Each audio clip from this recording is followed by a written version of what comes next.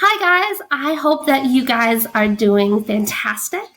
I want to do a really abridged version of the art elements and the design principles. And I say abridged because literally I could spend a year talking to you guys about the subtleties of each art element and each design principle. So with the art elements and the design principles, they are really fantastic for helping you to both understand, make, and evaluate more traditional forms of artwork. By traditional, I mean things like a painting or a sculpture or a photograph or even a poster.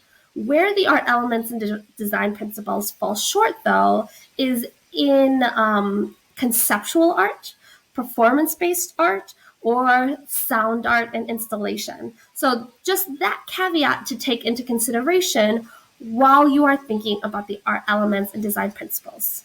What they're particularly good for, though, is to help you make really visually strong and visually striking decisions for your artwork. Okay, so the elements of art are essentially ingredients or building blocks that go into making more traditional forms of artwork. So things like a painting, for instance, would have color, it would have line, it might have shape to it, and all of those ingredients or all of those elements get mixed together in order to create a painting.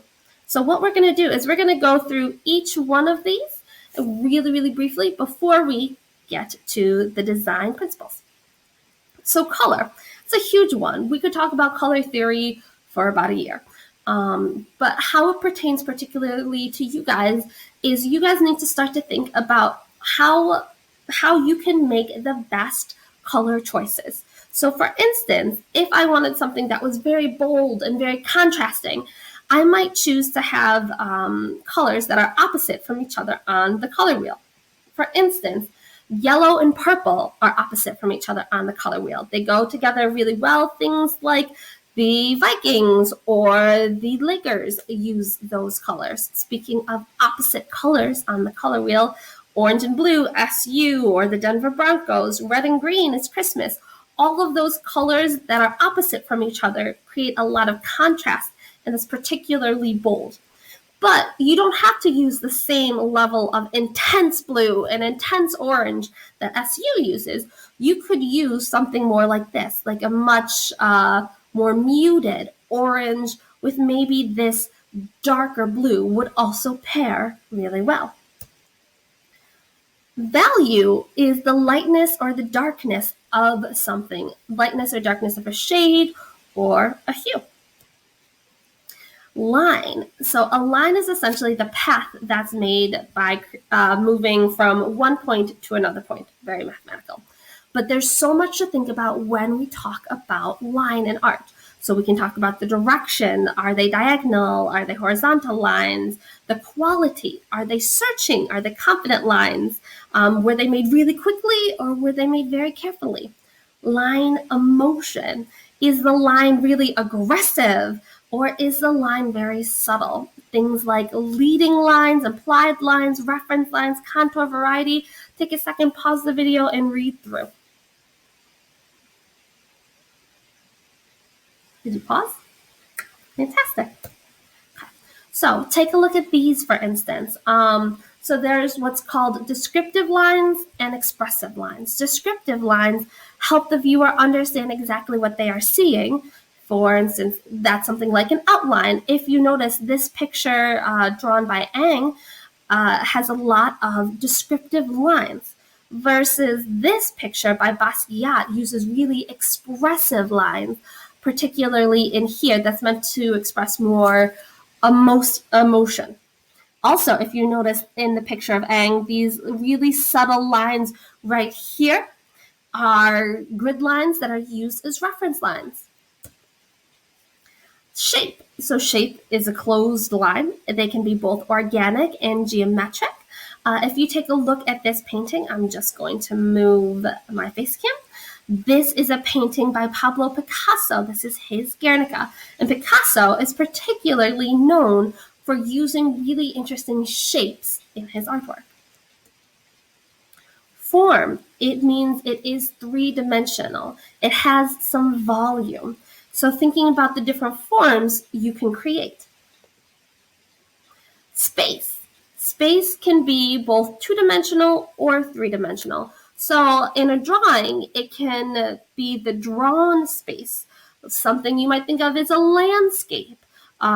Or in a sculpture, which is a real space, a three-dimensional space. This is Richard Serra's sculpture, and you actually get to walk in and around and meander through the spaces that he creates by these huge sheets of metal.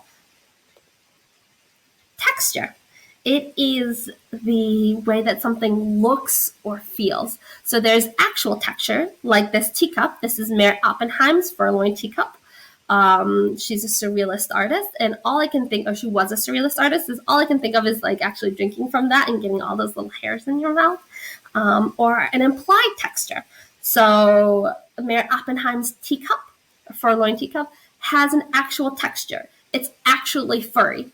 But if you were, for instance, to draw a picture of a dog, they would have an implied texture. All right, I'm going to move my face cam one more time for you guys. So the design principles are essentially the way that you organize all of those elements. It's the way that you organize color on a piece of paper. It's the way that you organize lines or shapes onto your piece of paper or onto your surface. So a good example is pattern. So pattern or repetition is a design principle. So again, it's just the repeating of objects. So this is a pattern. Circle, triangle, you get the idea. But where it starts to get interesting is when you repeat different art elements or art principles. So this repetition of color. Variety. So variety is the use of several art elements in order to further hold on to the viewer's attention. And our brains love variety. So notice they're just circles, but each one of them, I have a variety of colors. This is a really good example of variety. Notice both all of the different colors that are happening, but all of the different textures and shapes as well. So there's a variety of colors, there's a variety of shapes, and there's a variety of textures, particularly implied textures, because this is a photograph. Balance. Balance is the distribution of visual weight. So it's the distribution of colors, it's the distribution of objects, or the distribution of textures. So you can have a symmetrical balance, an asymmetrical balance, or a radial balance. Contrast.